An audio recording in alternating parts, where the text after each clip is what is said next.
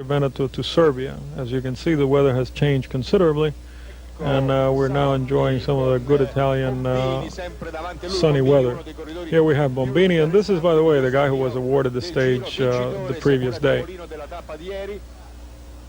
There we have Cerrone. And Del Tongo's strategy at this point is to pick the pace up, to keep it fast.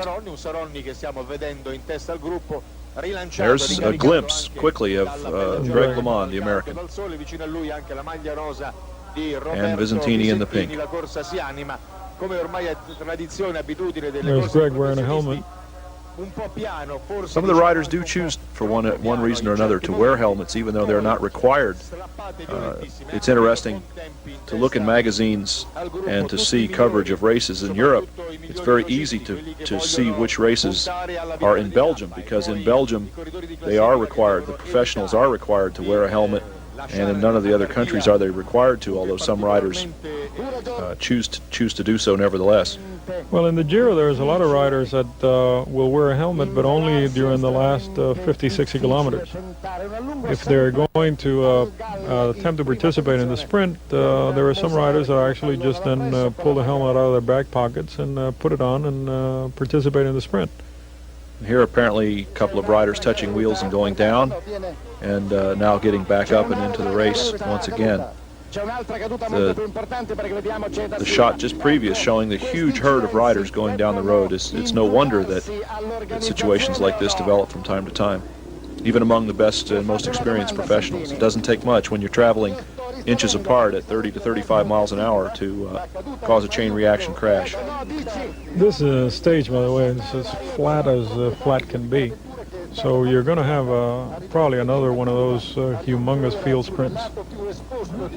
Again, it bears a lot of really close observation for riders aspiring to be field sprint winners.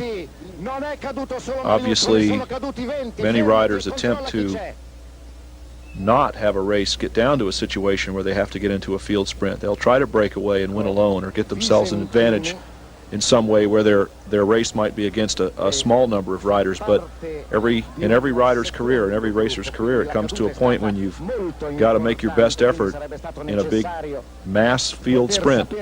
And watching these stage finishes in the Giro d'Italia is as good an opportunity as you'll ever get to see how a large sprint develops, not only for the individuals but how the team set up for the sprint.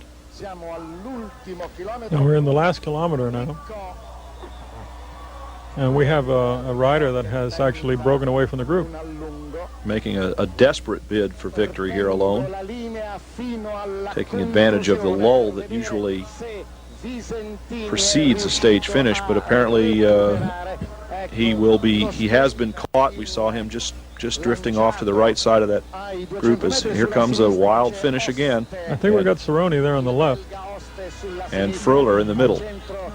There's Freuler in the blue jersey in the center, but I think Cerrone taking that one.